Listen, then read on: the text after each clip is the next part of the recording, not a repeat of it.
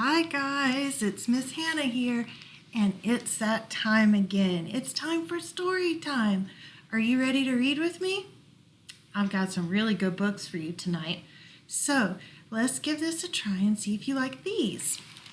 So my first book tonight is called Picture Book by Dog, and it's by Michael Relf.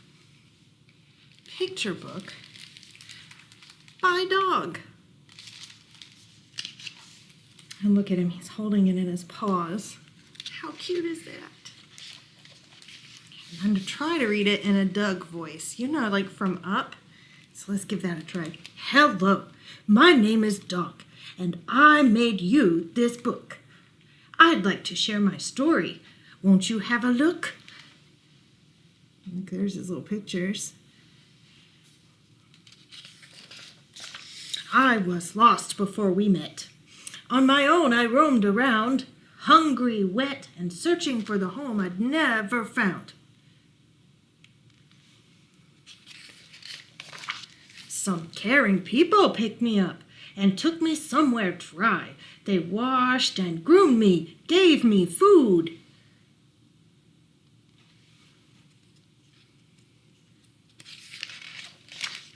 But sometimes I'd still cry. Even though the place was full, I often felt alone. I dreamed I had a special friend. I dreamed I had a home.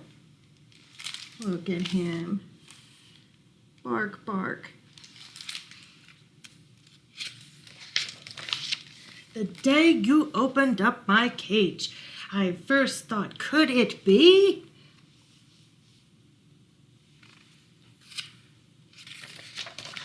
All the dogs to choose from, why on earth did you pick me?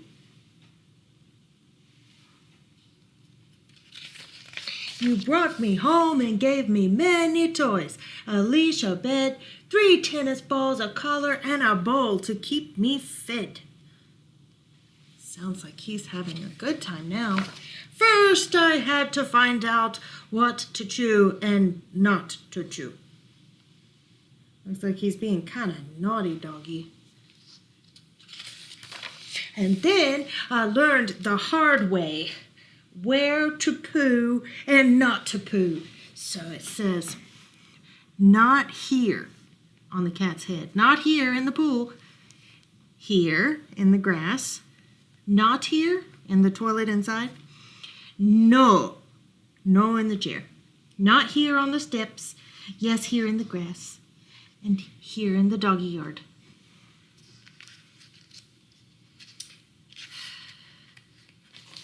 Back then, you were my teacher. You taught me good. Good. Sit. Good. Down. Good. Treats. No. No, no, no. We snuggled, played, explored the world. Now you're the friend I never had. Look at him drawing little hearts with his paws, and how happy he drew him and his new friend. I look forward to the times ahead when you'll grow big one day. I'll be an old and happy dog with fur that's turning gray. We'll remember all our favorite times, and I think we'll both agree that the reason life has been so sweet is because we are family. The end, in my very worst Doug voice. Picture Book by Dog. Now, this next book is a fun book, and it's about persistence, bravery, and breaking boards. It's called Let's Go to Taekwondo by Aram Kim. A story about persistence, bravery, and breaking boards. Grandma takes Yumi to the dojang today.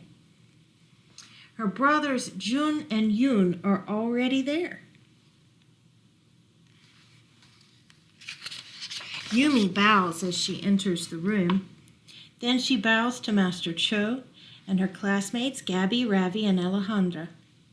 First, Yumi and her friends meditate. Then they run and jump. Older kids help them with their forms. All right, so here's page. And then there's the first page, bowing. All right, so they count their kicks in Korean. Yumi and her friends are getting ready to take the test for their yellow belts. Master Cho brings out boards. Yay, says Alejandra. Everybody looks at Yumi. Let's go, Yumi. Do it, Yumi. Doing their kicks. Brings out the boards. Yumi looks at the board. The more she looks, the bigger it seems to get. Ki-hee-hee-hee. Don't think about hitting the board, Master Cho says. Try reaching through. But Yumi is just thinking about hurting her hand. It's not about strength, said Master Cho. It's about focus. Yumi tries to focus. She reaches out. But at the last moment, Yumi pulls back. Don't worry, says Master Cho. You can try again tomorrow. The next day, a new student joins the class. His name is Caleb. Master Cho asks Yumi to help him.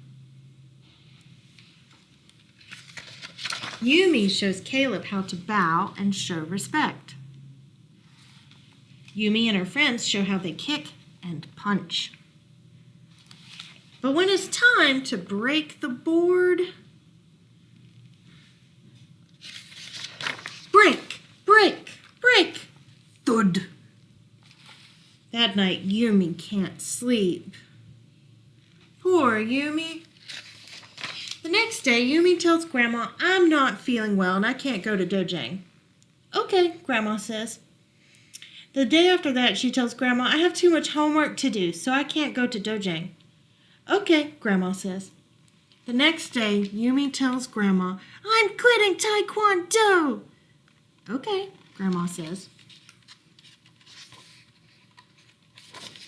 And I'm quitting this computer, says Grandma. Yumi was startled to hear Grandma shout, I want to call my sister Misuk in Korea, but I just can't do it. Keep trying, Grandma, Yumi says. You'll figure it out. Yes, I will, Grandma says. I'll try this and this. No. I'll try this and this. Misuk, it's you! Annyeong, hello! I will keep trying too. Yumi breathes deeply and focuses. She imagines a board. Hanna, dur, she whispers. Sit. Yumi slashes through the imaginary board, through Grandma's favorite rice crackers, and almost through a paper towel roll. The next day, Yumi changes into her dobok. I'm ready, she tells Grandma. At the dojang, everyone is watching. Yumi demonstrates her punches. Na! And kicks. Do! Are you ready? Master Cho asks. Yumi's heart pounds. She breathes and then... Crack! She did it! Everyone cheers. Hooray! Wow! Hooray! The best! Great job! And look how happy she is. Aren't we glad she didn't give up? Everyone cheers, especially Grandma. She is so happy. Now, so are you ready? We've got another book to read. This one is called Smug Seagull. It says, Nobody swats snacks like me, by Maddie Frost. See all the chaos going on? It's a very busy beach. Here we go. Smug Seagull. Maddie Frost. Swipe. Shoo. Get a good look. Because I just so happen to be the best snack swapper from shore to shore. That's a fact. It says keep off rocks. Where is he? On the rocks. Being the best means I got guts. I strike while the sun is hot, if you know what I'm saying. Swipe.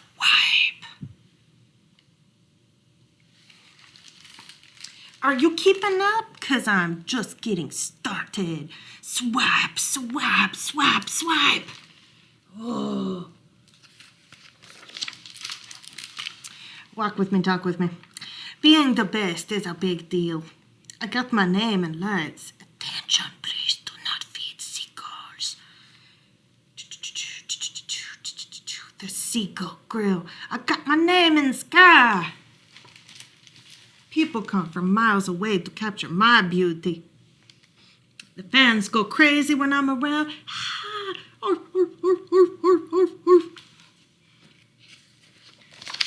I even have my own signature dance move. Cha-cha-cha. Oh yeah. With one of these and these. Hop one time, spin around. Oh, slide to the right. All in the core. And time to bring it home and scurry, scurry, scurry, scurry, scurry, scurry.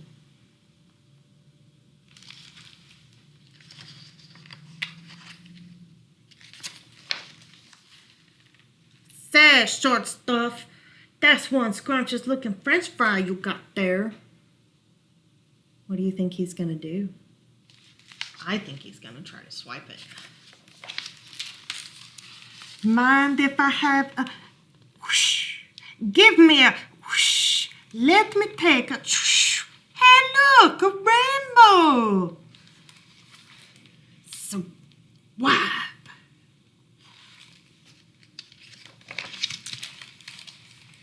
Like I say, you got to be tough. You got to be pop.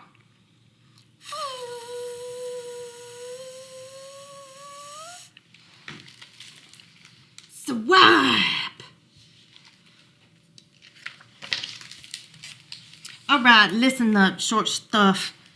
Nobody swipes from me. Don't you know who I am? Didn't you read my sign? Well, pal, I just so happen to be the beep. Oh, no, you don't. Stomp, stomp, stomp, stomp. All right, we got ourselves a situation. Stretch, stretch, stretchy, stretch. How big? I don't think so. Now it's time to get serious.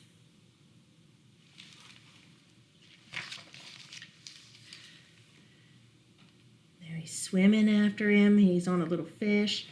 Then he's chasing him in the middle of jellyfishes. And then he's running into a keep-out cave. Oh,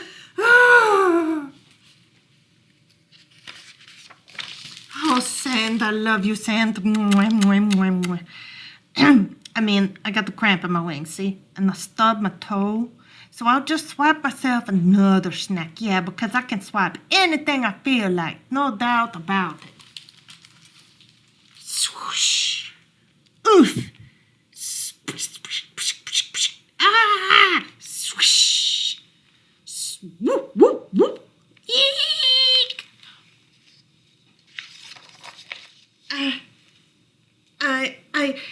I've lost my swap. I've lost my swap to a crab. This is the end. Goodbye, signs. Goodbye, fans. Goodbye, special lookout tower handcrafted just for me. I'll have to move to a lake and eat soggy breadcrumbs with ducks.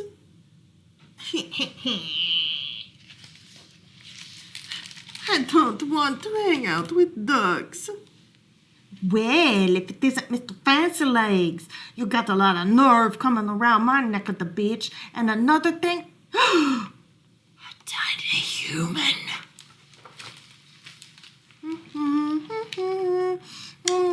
Munch, munch. Munch, munch, crunch, crunch, crunch. Back away Slowly. They can be very unpredictable. If this thing comes any closer, get ready to... Run!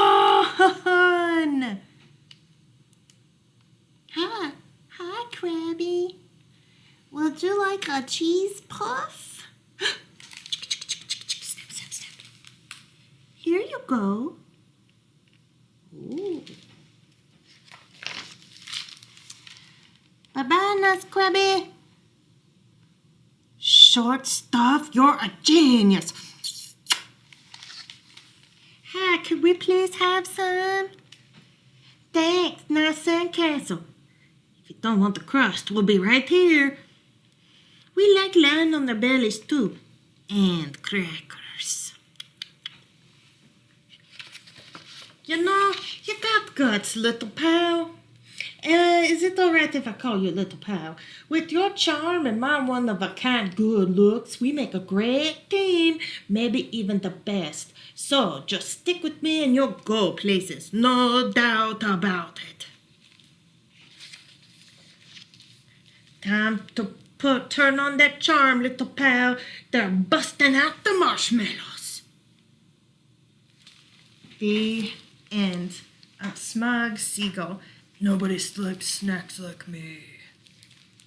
Now, for our last book.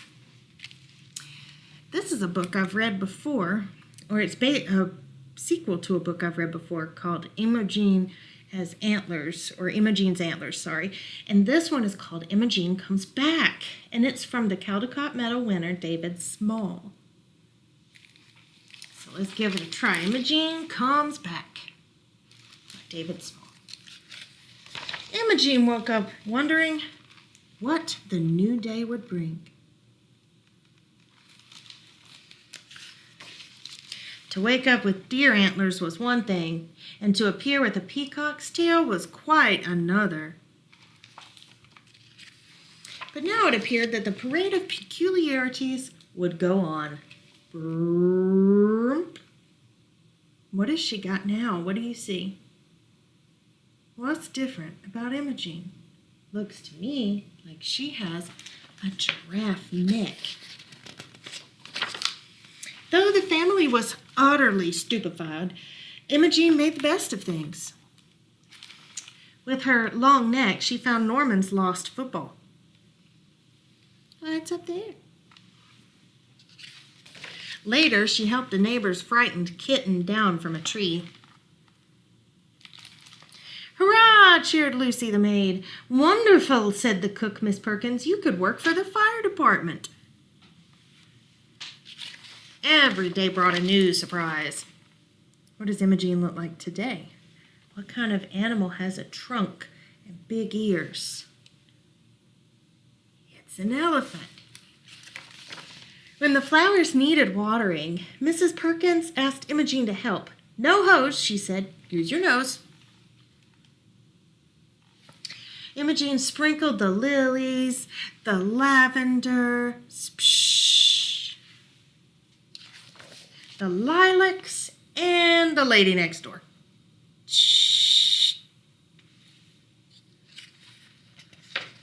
What was going on? Was Imogene bewitched? Had she eaten an enchanted cookie or swallowed a magic potion? "I don't care what this is," Mother bellowed. "No child of mine will be a beast, a bird, or a bug. Now what are we going to do about it?" Donate her to the zoo, suggested Uncle Alphonse. That's not a good suggestion. "Send her to art school," offered Father. "Enough is enough," Mother howled.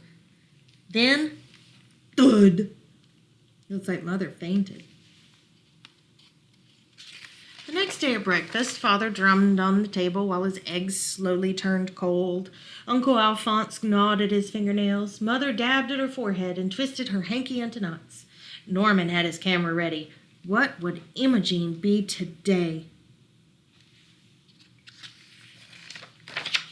But there she was, Imogene. Her nose, her face, herself, once more. Everyone rejoiced. Yay, yay, especially Mother. Until suddenly... Ping! What happened to Mother? Mother's got antlers. Oh! Mother fainted again. That, my friends, is the end of Imogene Comes Back by David Small. Now, I hope you had a really good story time with me. I'm so glad you joined me. And next time we're going to have some more good books for you to read next Thursday at 7, okay? So I want you now to go ahead and go brush your teeth. If you haven't already, take a little bath, get in your PJs and go to bed now. You've got some school tomorrow, and I can't wait to see you next week. Bye, guys. Have a good night. Good night.